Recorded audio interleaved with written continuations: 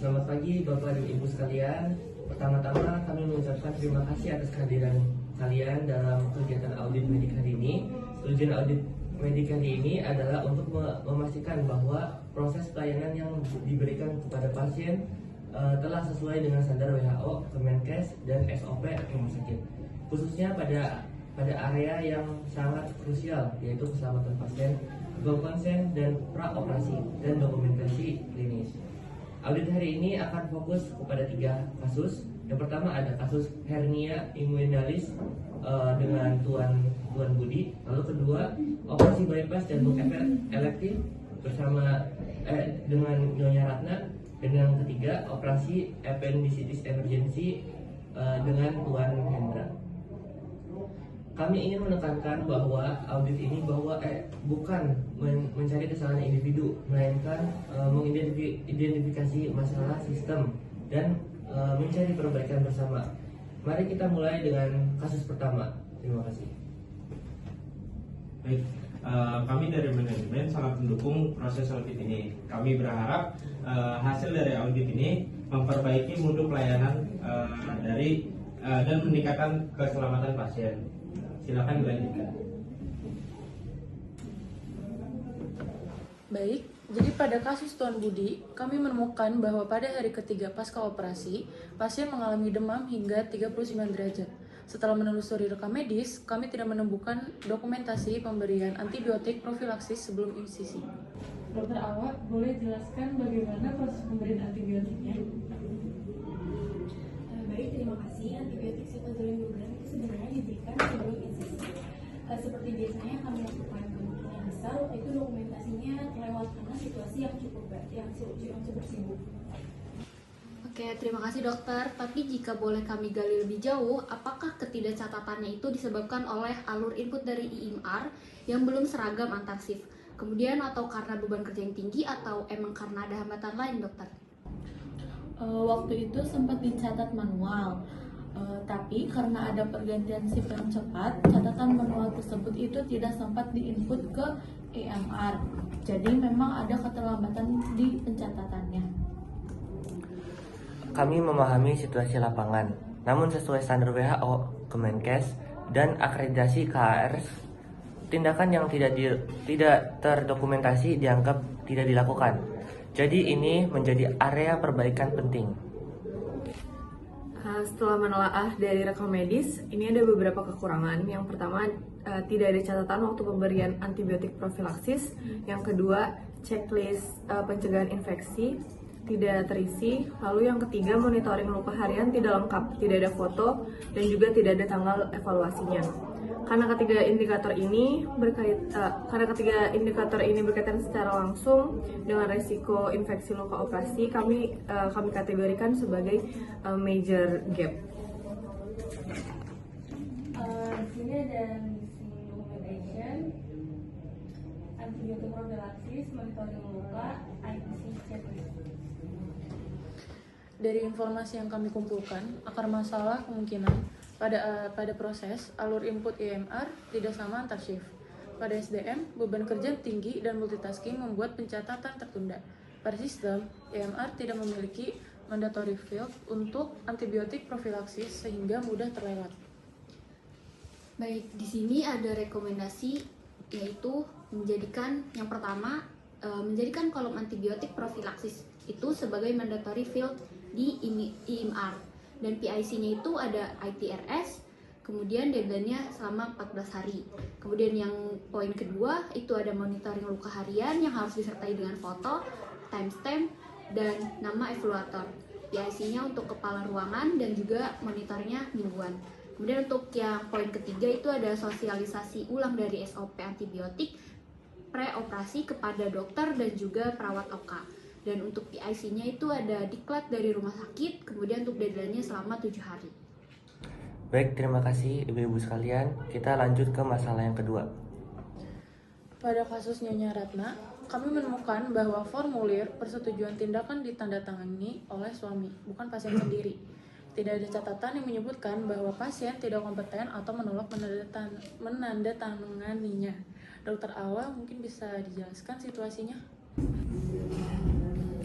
Baik, pasien saat itu tampak sangat cemas dan secara verbal menyatakan ingin suaminya mendatangani. Kami pikir itu cukup sebagai alasan. Baik dokter, tapi jika pasien menolak tanda tangan, secara standar harus tetap didokumentasikan di dalam rekam medis. Selamat pagi Bapak Ibu, saya perwakilan dari keluarga pasien. Di sini ingin menyampaikan bahwa kami sebagai keluarga pasien ini kurang begitu paham jika ada surat persetujuan sebelum tindakan yang harus ditandatangani oleh pasien dan atau keluarga pasien gitu. Jadi di sini saya berharap ada sosialisasi lagi untuk kedepannya. Betul, sesuai dengan etika medis dan hukum, jika pasien kompeten maka dia sendiri yang harus tanda tangan. Jika menolak, penolakan harus tertulis. Di sini kami menemukan 3 hal penting yang tidak ada dalam checklist praoperasi. Yang pertama, tidak ada verifikasi penghentian obat pengencer darah. Lalu yang kedua, tidak ada penilaian pra-anestesi tertulis. Dan yang ketiga, konsen tidak mencantumkan resiko maupun alternatif tindakannya.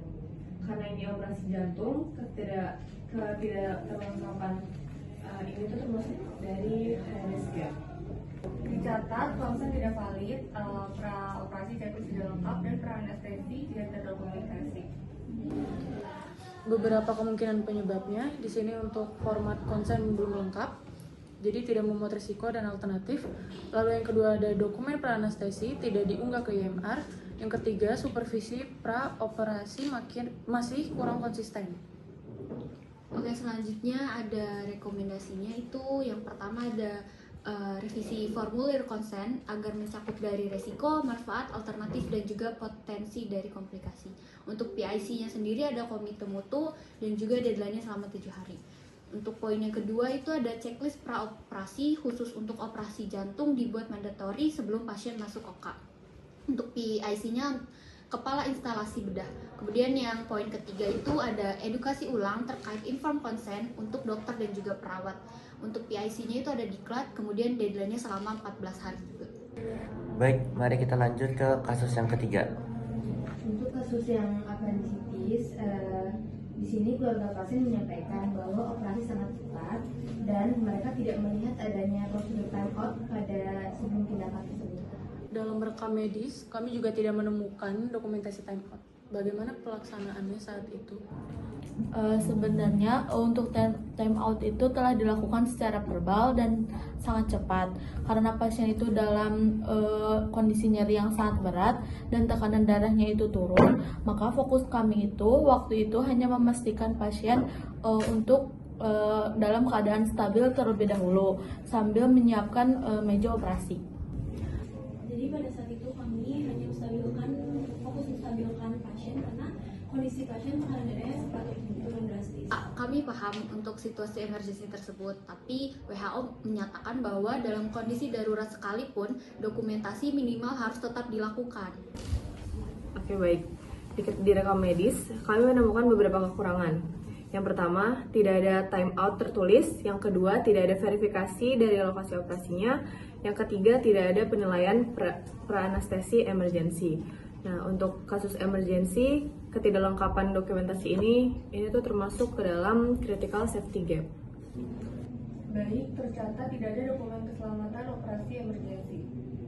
Jadi untuk akar masalah yang muncul di sini pada SDM itu fokus pada kondisi kritis sehingga dokumentasinya tertunda. Lalu tidak ada format khusus time out emergency yang ringkas. Lalu IMR tidak mewajibkan pengisian time out. Selanjutnya rekomendasi untuk audit di sini itu ada yang pertama membuat format time out emergency 1 menit yang sangat ringkas. Kemudian PIC-nya dari Komite Keselamatan Pasien di deadline selama 5 hari. Dan untuk yang kedua itu ada IMR diberi mandatory file time out sebelum kasus dapat ditutup. Untuk PIC-nya itu dari IT rumah sakit. Kemudian untuk poin ketiga itu mengadakan simulasi emergensi dan juga pelatihan dokumentasi secara cepat. Untuk PIC-nya itu dari diklat dan juga deadline-nya selama 2 minggu. Baik, terima kasih kepada seluruh tim audit yang sangat komprehensif pada hari ini.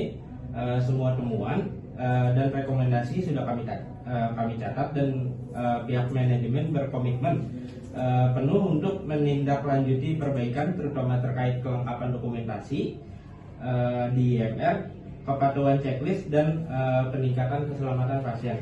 Kami akan menyiapkan rapat tindak lanjut lintas unit dalam 1 minggu, lalu memastikan setiap PIC menjalankan rekomendasi sesuai tenggat dan melakukan monitoring rutin agar perbaikan ini benar-benar terimplementasi.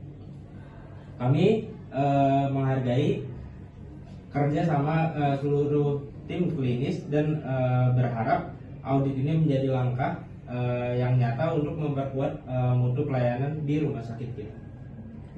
Oke, baik. Terima kasih kepada seluruh tim yang sudah mengikuti proses di audit hari ini secara menyeluruh.